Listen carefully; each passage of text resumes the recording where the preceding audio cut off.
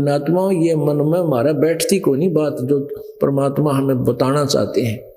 काल के जाल से निकलने के ये फार्मूले हैं, और इन फार्मूलों ने अप्लाई करोगे तो आप काल के जाल से ऊपर उठोगे, ना तो उठे ना जा। ठीक है, जैसा करोगे, जैसी साधना करोगे वैसा तो फल आपको मिलेगा ही मिलेगा। तो आप ये सोच लिए, मान लीजिए मृत्यु हो जा, फिर इस काम ने और इस परिवार ने कौन संभालेगा आके? आप ये सोच कर चलना पड़ेगा कि नो सोच लिया आज मेरी मृत्यु होगी, और यहां आप 2 दिन रहे, 4 दिन रहे, हफ्ता रहे, तो आप 1 हफ्ता मर गए, नो सोच लो मृत्यु होगी, हम संसार में कोई ना। आप हफ्ते पीछे जाकर अपने काम ने फिर संभाल लोगे। मान ले थोड़ा बहुत कोई गड़बड़ हुई भी है तो फिर कर लेंगे जा करके, और परमानेंट भी तो टिकट कटेगी या फिर क्या कर लेंगे। ये तो पक्का नहीं कि हम सदा ही रहेंगे, ना जाने कब क्या हो जाए जीव के साथ। तो इनको, ये जो फार्मूले हैं परमात्मा के वचन हैं, उदाहरण एग्जाम्पल हैं, इनको अपने जीवन में रह रहकर अप्लाई करके देखें और फिर ये कामयाब होंगे। पहले तो पुण्यात्मा जो परमात्मा के नाम पर चलते हैं उनके काम बिगड़या नहीं करते, दूने बना करें। बहुत प्रमाण आपको दे दूं, दास के साथ ऐसी सी घटना घटी थी, तब आज आपके सामने डंडोरा पीट रहा हूं कि परमात्मा के मार्ग में चलने वाले के काम नहीं बिगड़ा करते, उनके साथ अनहोनी वो मिस हैपनिंग नहीं होया करती। फिर भगवान की साधना की आवश्यकता ही क्या है? असंग जन्म तन मरत्या होगे, जीवित क्यों ना मरे रे। और 12 मद महल मठबो रे। पुणात्मा, अभी तक हमने 10वां द्वार की रट ला रखी थी, ये सुना था नहीं। 10वां द्वार तो इस काल के जाल तक ही सीमित है। 12वां द्वार 12 मद महल मठबो रे। 12वें द्वार में एक द्वार तो उस काल के लोक को निकल, 11वां द्वार जो है काल के लोक से परब्रह्म के लोक में प्रवेश करता है, और 12वां द्वार परब्रह्म के लोक से सतलोक में प्रवेश कराता है, वो 12वां द्वार है। 12 मद मैल मठ बोरे, वो स्थान है 12वें द्वार को पार करके जहां जाने के बाद बहुर ना दे धरे रे, फिर तेरा दोबारा जन्म मृत्यु नहीं होगा। और फिर क्या बताते हैं, दो जग भी सभी ते देखे राजपाट के रसिया, 3 लोक से तरपत नाही ये मन भोगी खसिया। कहते हैं दो जग कहते नरक को, और बैस्त कहते हैं स्वर्ग को, यह अरबी भाषा है। दो जग भीष्ट सभी ते देखे राजपाट के रसिया, और 3 लोक से भी तरपति नहीं है इस मन की, ये मन भोगी खसिया। अपन आत्माओं किसी न देख ले, किसी के पास साइकिल नहीं था, मोटरसाइकिल होगी, तो इन्होंने सोचा है भगवान एक कार और हो जाए, बस छोटी सी कार ले लूं, सारे बालक बैठ कर सैर सपट्टा करके बच्चा परिवार। एक छोटा सा कोई प्लाट है तो इन्होंने सोचा है भगवान इसमें कमरा रसोई बन जा, वह बन गई। फिर ने सोचा है कि भगवान एक प्लाट और मिल जाए, ये दूसरा बच्चा भी अलग से अपना ठाठ से रहे, वो दूसरा प्लाट भी बन गया। फिर ने सोचा इसमें भी थोड़ा बना दूं होता, यानी यह इच्छा खत्म नहीं होती, इतने उसकी टिकट कट ले, वो मर जाता है। और वो कोठी बनाई थी उसके बराबर, उसके अंदर कोई प्रवेश करने दे नहीं, क्यों गधा बन गया या कुत्ता बन गया, गली में बैठेगा पूछ दबा के। अब यहाँ कोई सरपंच बन जाता है गांव का, उसकी इच्छा होती चेयरमैन बनूं, चेयरमैन बन जाता है। सोचा अगली बार एमएलए की टिकट मिला है, एमएलए बनने के बाद इन्होंने सोचा मुख्यमंत्री बन जाऊं तो मौज माच जा। मंत्री बनकर इन्होंने सोचा मुख्यमंत्री बनूं, जब चौधरावा पूरी हाथ में है तो मुख्यमंत्री बनकर इन्होंने सोचा प्रधानमंत्री बनूं, इतना मृत्यु हो जाए फिर गधा बना पावा कि तक मार के लठ तले। तो परमात्मा कहते हैं 3 लोक से भी तरपत नाही ये मन भोगी खसिया।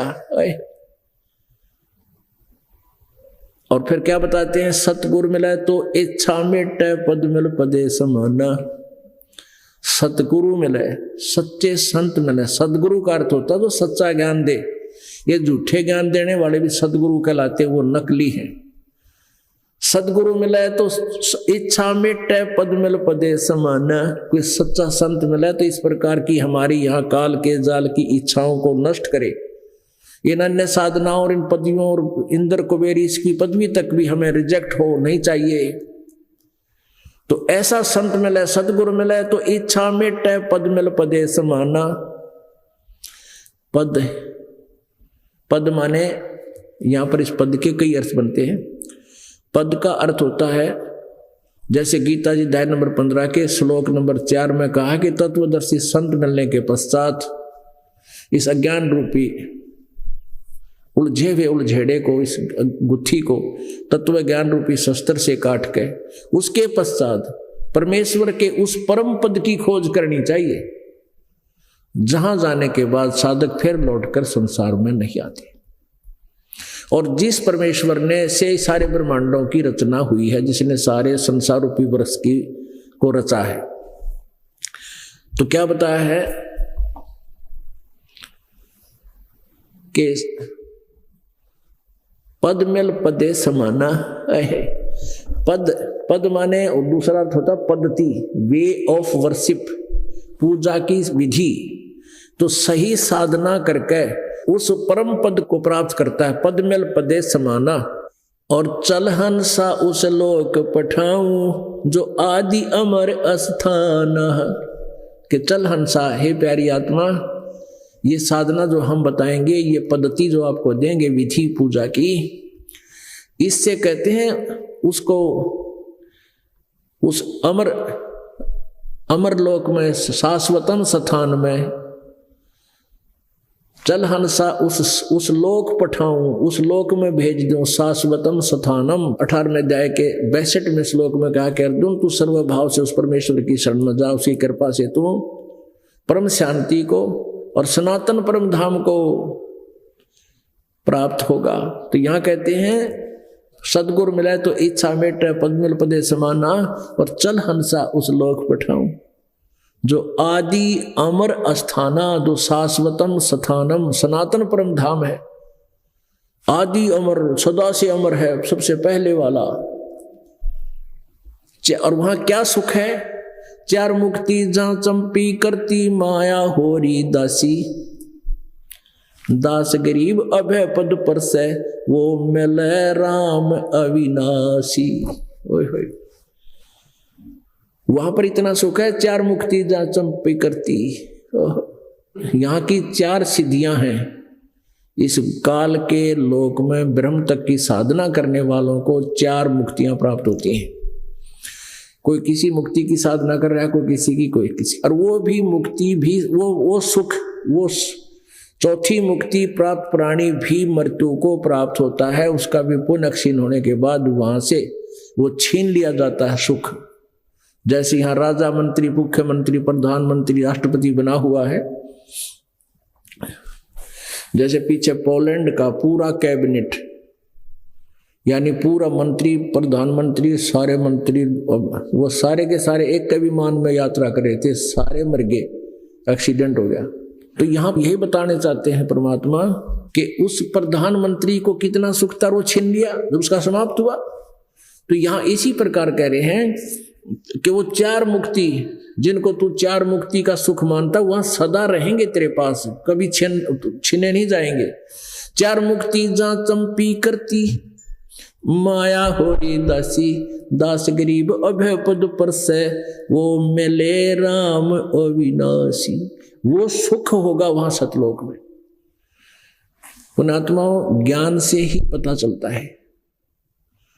आप जी को पहले जितना ज्ञान था उसी पर आप सिर दड़कीबाजी लगाए हुए थे। गीता जी अध्याय नंबर 2 के श्लोक नंबर 46 में कहा कि अर्जुन, बहुत बड़े जलाशय की प्राप्ति के उपरांत उस छोटे जलाशय में जैसी आस्था रह जाती है, ऐसे ही तेरा जब तुझे तत्व ज्ञान के आधार से पूर्ण परमात्मा की महिमा से तू परिचित हो जाएगा, अन्य भगवानों में तेरी ऐसी आस्था रह जाएगी। जैसे पहले जब ये गीता बोली गई, गीता जी का जब ज्ञान दिया गया, उस समय सभी लोग तालाबों पर आश्रित रहते थे। वर्षा ठीक होती थी, तालाब भर जाते थे। वो ऐसे तालाब होते थे कुछ तो 1 वर्ष वर्षा ना हो तो वो सूख जाते थे, और उसी पर आश्रित होते थे। 20-20, 30-30 परिवार रहते थे, उसी से सिंचाई कर लेते थे, उसी से नहाते थे, उसी को पीते थे। तो ये बता रहे हैं कि उस ऐसी स्थिति वाले तालाब का जिसको पता है कि इसकी औकात, इसकी अक्षमता थोड़ी है, वर्षा ना हो तो सूख जाएगा और आश्रित परिवार भी नष्ट हो जाएंगे, जल के अभाव से मृत्यु को प्राप्त हो जाएंगे। और उन परिवारों को अरे एक बहुत बड़ा सरोवर मिल जावे, तालाब, झील मिल जावे, बहुत बड़ा जलाशय, 10 वर्ष वर्षा ना हो तो भी उसका जल समाप्त ना हो, कहते हैं फिर उन परिवारों की, उस प्राणी की जैसी आस्था उस छोटे जलाशय में रह जाती है। वो उसने बुरा नहीं लगता, लेकिन वो काम चलाऊ सरकार है और वहां उसको पर्याप्त मात्रा में जल है और वो कभी दुखी नहीं होगा, तो तुरंत उसको त्याग कर वो वहां पहुंच जाता है। भले ही वो जल भी अच्छा है लेकिन वो सफिशिएंट नहीं है। तो ऐसे ही हम जो साधना जिन भगवानों की पूजाएं करते थे, भले ही ये अच्छे भगवान थे लेकिन ये मोक्षदायक नहीं थे, अविनाशी नहीं थे। अब हमने अविनाशी परमात्मा में लगे तो कौन पीछे रहेगा। समझा है तो सिर दर पाओ, बहुर नीरे ऐसा दाओ। बोलो सतगुरुदेव।